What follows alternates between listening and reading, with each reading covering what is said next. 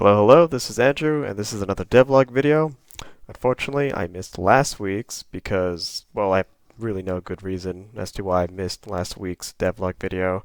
I did have a bunch of stuff going on, but I really should have made time to post another devlog video.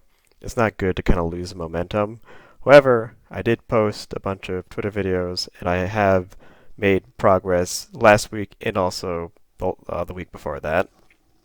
So, starting with the week before, and just like every devlog video, I'm going to first talk and then demonstrate everything that I discuss, since I have a really hard time actually talking over, each bullet point while playing the game.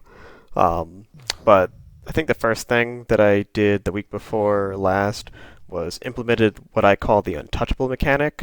Assuming that I did go over the new slime enemy, the Untouchable mechanic is effectively when the enemy starts glowing like that glowish blue color, like right there. There's also a little bit of a sound effect that you hear that makes them untouchable. So that effect could happen, under any number of like conditions. Only certain enemies will be able to do it.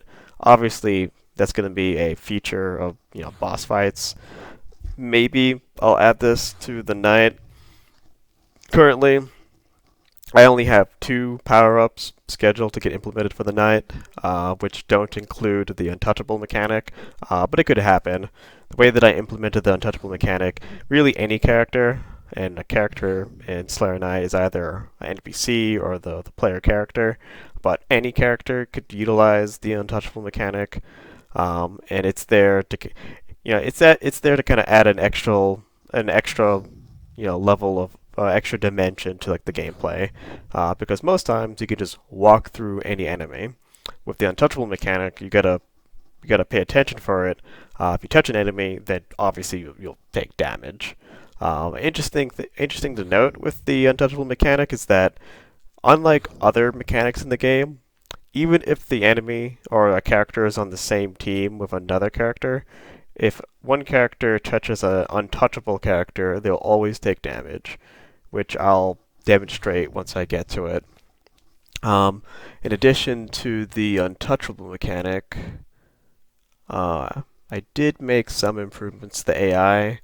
Um, oh wait, excuse me, that was 3 weeks ago. That was an improvement. I'm sorry, I'm like looking at like a bullet list of all the different improvements that I've done in the last several weeks. I fixed the bug with the bopping mechanic. Just to refresh, bopping is when you hit an enemy enough times, you kind of fling them, and they start spinning around. With that mechanic, you can effectively CC the enemy, but the knight can also get bopped by certain attacks, which I'll demonstrate shortly, actually. Um, so in addition to the untouchable mechanic and fixing the issue of the bopping, I added the boar enemy, which I'll just show right now. So that's the boar enemy. So I did talk about this, I think, several times over Twitter, but I never spoke about that new enemy in the devlog.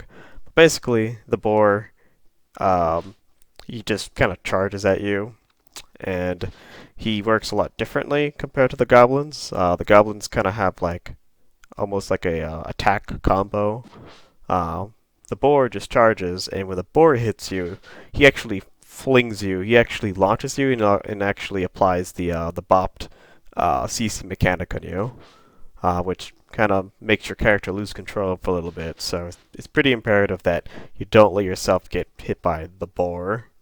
The boar also implements another mechanic called the shield mechanic, where when you hit the boar itself doesn't take damage right away. You have to inflict enough damage such that the shield that he has gets broken, and once the shield is broken, then you can do damage. And the idea there is that you have to keep applying the pressure because the shield regenerates over time, as I'll show really soon.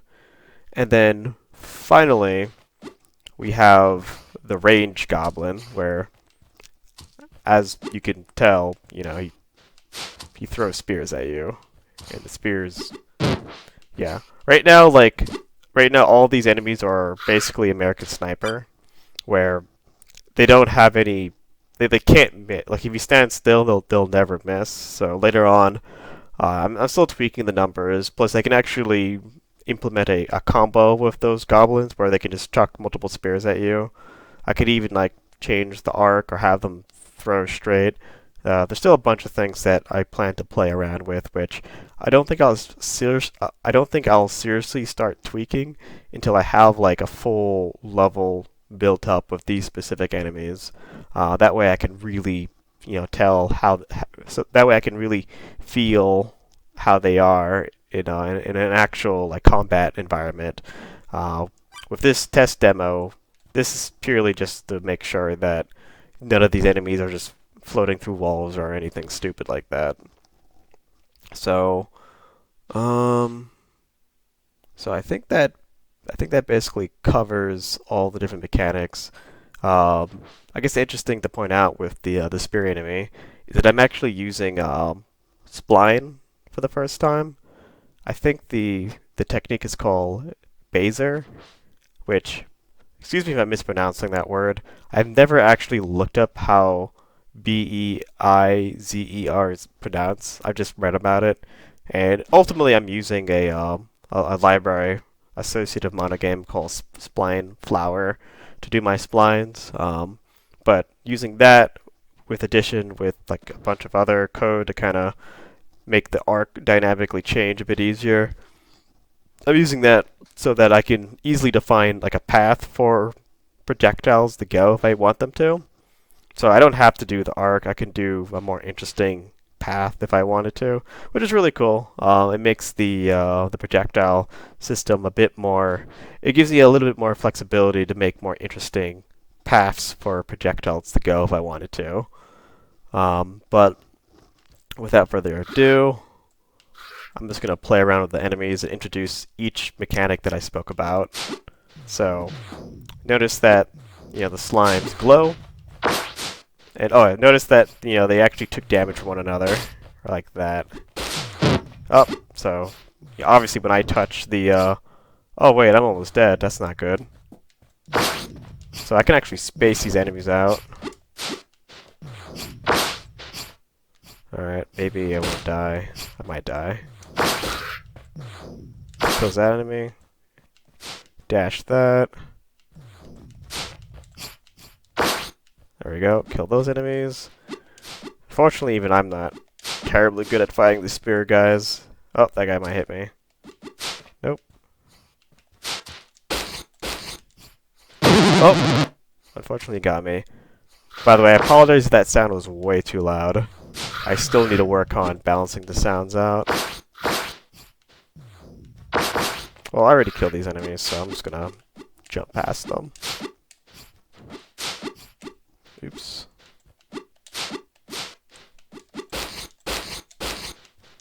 Well, if I rush them, I can kill them pretty quickly. Oh, and just to demonstrate the boar... Oh. If I let the bar hit me... Yep. So, if you're not careful, he can actually knock you off of stuff.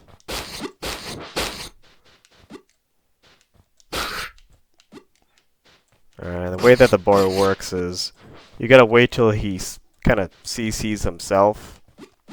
So you can actually hit him while he's moving, but if you remember, in the past Devlog video I explained that orange fiery glowing effect is the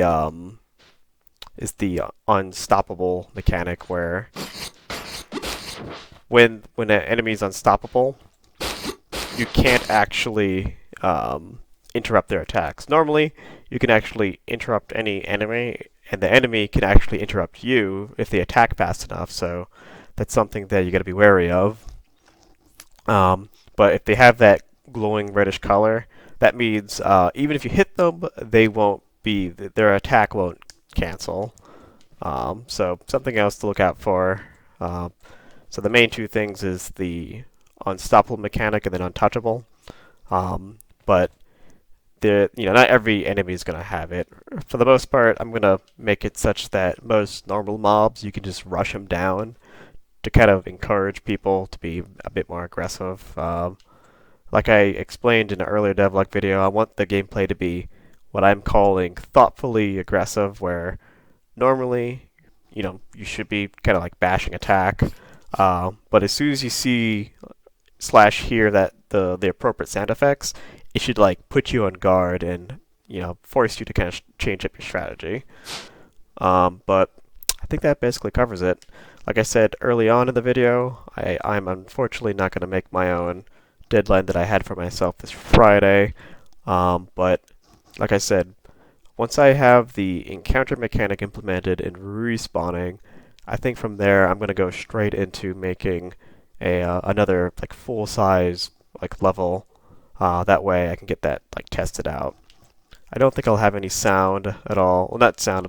I don't think I'll have any what's it called? I won't have like the options menu like fully fleshed out, and I don't think I'll have music yet. But it'll be something that's a bit more substantial that people can play around with. I'm really focusing hard on getting as much feedback as possible to verify that one, there's no obvious glitches or breaking moments in the game. And two, I can apply all the tweaks and balance changes as necessary. That way, when I actually start building up all the full-size levels, I don't have to radically change any like core component because I've learned, I haven't been doing game dev for too long, but one of the lessons that I've learned is that every mechanic effectively is heavily, as much as I try to decouple the mechanics as possible, I mean they influence one another. You change one thing and it's like, it's like pushing in a spring at one side of the machine and then four springs pop out the other end. But that's I think that covers it. Thanks to those who took the time to watch this devlog video, and I'll talk to you guys later.